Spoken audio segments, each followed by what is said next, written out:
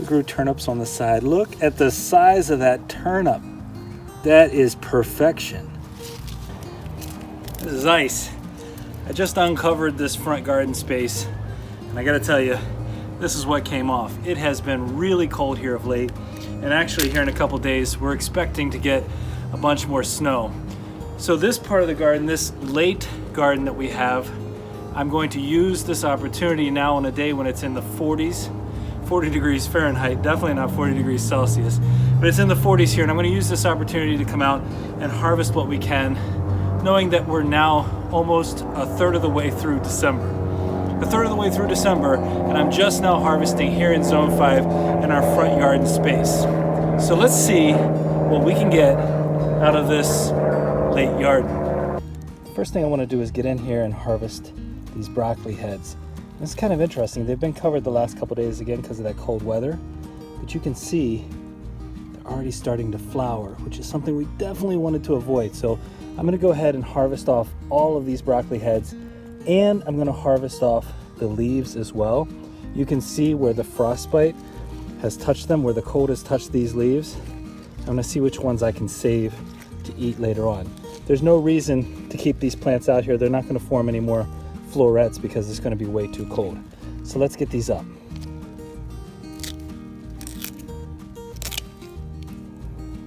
Oh, look at that. That is a thing of beauty. Almost winter broccoli.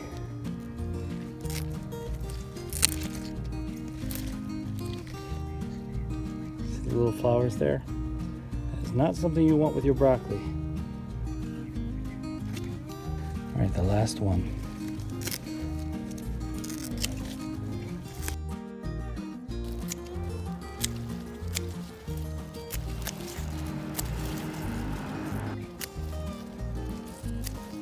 So leaves like this, I mean, you can see again some of the damage, but they're not too far gone. There's still some good nutrient in there, so we'll take it off the stem, cut it into smaller pieces, and freeze it.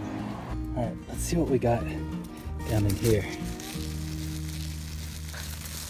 Nice kohlrabi, a couple of nice kohlrabis. These are the early Vienna kohlrabis. They've handled this cold weather really well. I mean, look at the leaves on these. Still looking great, better than the broccoli for sure. And they're actually in pretty good shape in terms of their, you know, sometimes the leaves will feel a little bit wilty, but these feel pretty good.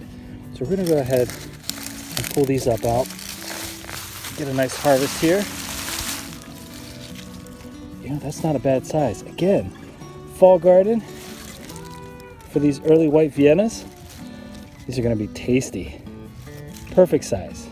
Now, one of the things I'm noticing, and maybe this is just a result of having this covered with plastic, but the soil here is not frozen. The ground is not frozen. In some of our raised beds,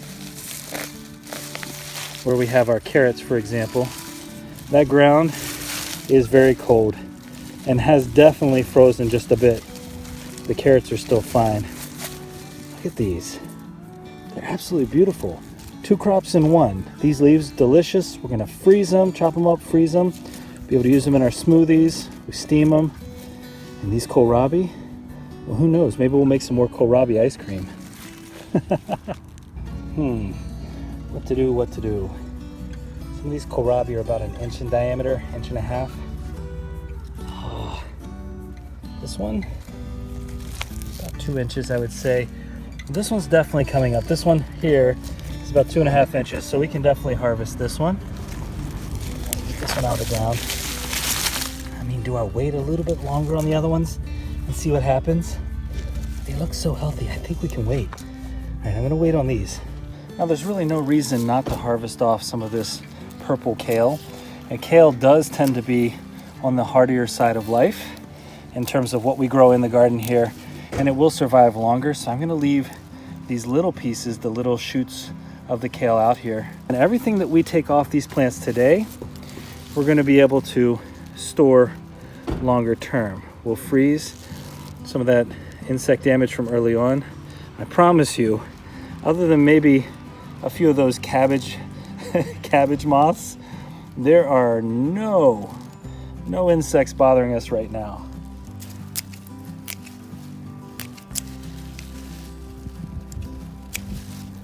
Beautiful. a lot of what we're seeing even in this just standard curly kale is looking quite nice.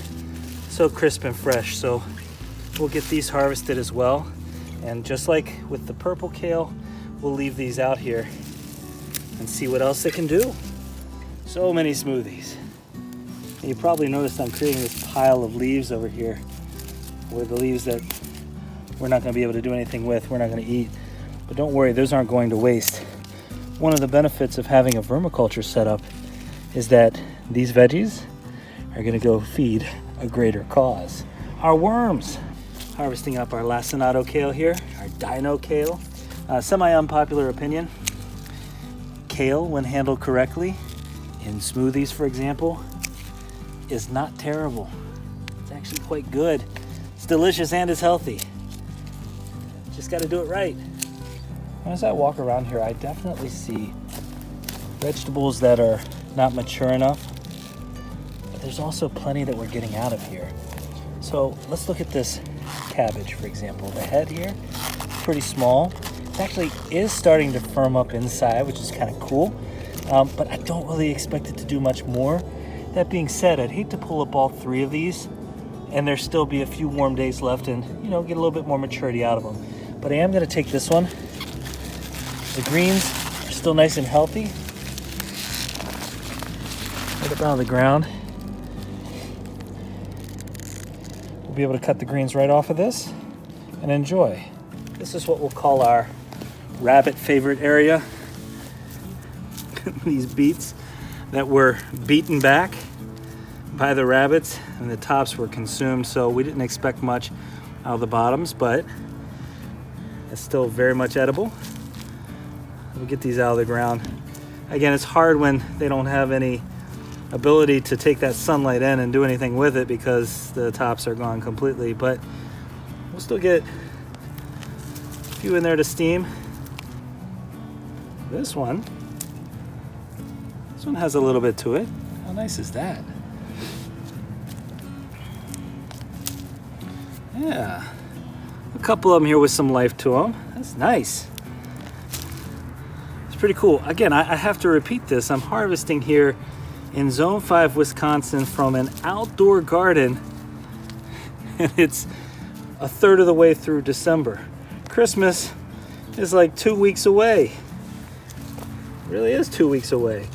And I'm getting outdoor vegetables. This is not something that we have done in the past. We've never had an outdoor garden hang around this long. Oh, yummy.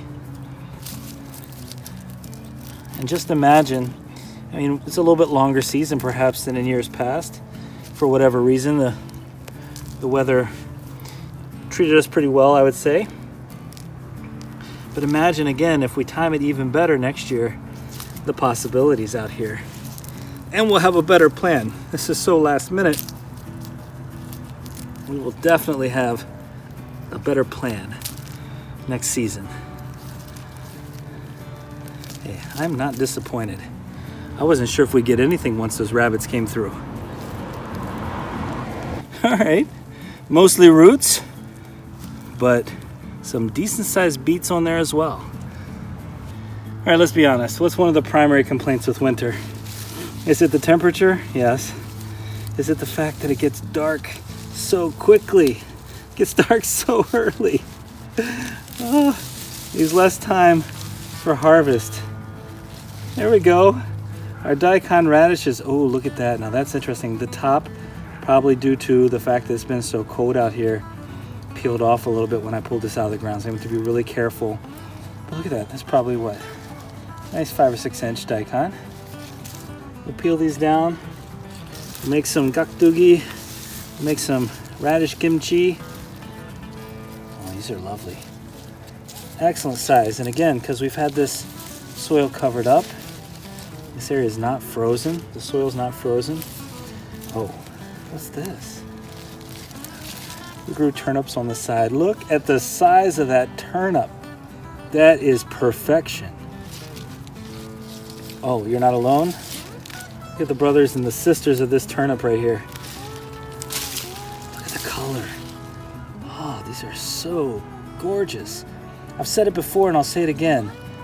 The look of the food isn't what matters. It's the taste and the nutrition. But when it's beautiful, you gotta call it for what it is, right? Oh yes.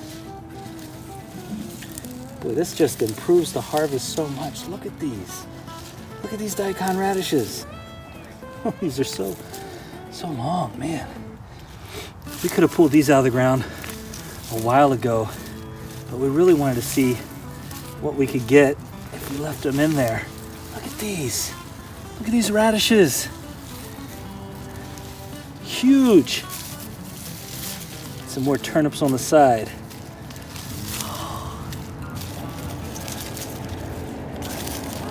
I am a big fan of this particular bed. This one's treating us right. Treating us just right. Man. So, guten Yardning. Will you grow Daikon radishes again? Let me think. Yes, I think we will. Absolutely. 100% absolutely. I'm trying to think of a plant that we plant that we can't consume both the leaves and whatever vegetable or fruit is born on it. Maybe the potatoes, the potato berry. We don't eat the potato berry. Oh, these are so easy to pull. I can't believe this soil is in such great shape after those really cold nights we've had lately. Well, that pays to take time and work with your soil for sure. If you don't have good soil, you're not going to have good results. All right, let's gather all these up. Boy, this was a great bed to harvest. These were our Easter basket radishes, but we let them grow even after the rabbits came through and ate them down about 10 days in. And we didn't dig them out of the ground. We're still gonna get a couple of radishes out of here. So any harvest is a good harvest. Apparently this corner, the rabbits didn't like. Thank you, rabbits. All right. A few here and there. They're not huge. Not huge, but they'll be delicious. All right, the one area I'm not gonna mess with, this bed right here, I'm not gonna mess with. This is supposed to be our purple cauliflower and some of the other colors of cauliflower. And there's just no heads developed at all yet.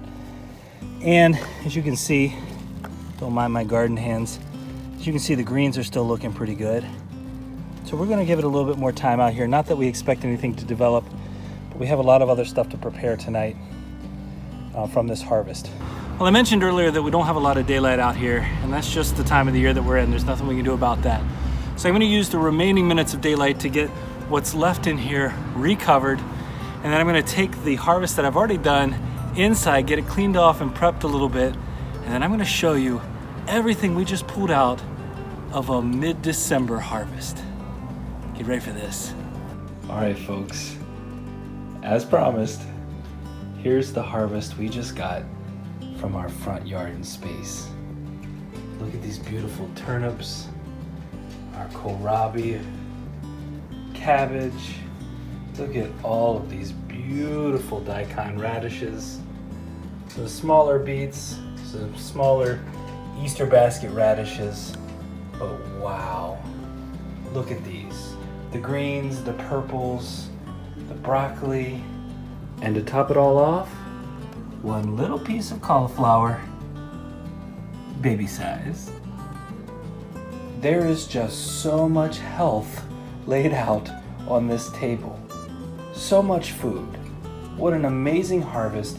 And can you imagine if we hadn't planted a fall garden in the first place and found ways to preserve it again all the way up until mid-December? And these aren't the only things that we have left outside. We still have our entire hoop house garden to harvest. Well, we hope you enjoyed this video. If you did, please give us a like, leave us a comment, don't forget to share and subscribe, and remember, when you're with us, you are good to grow.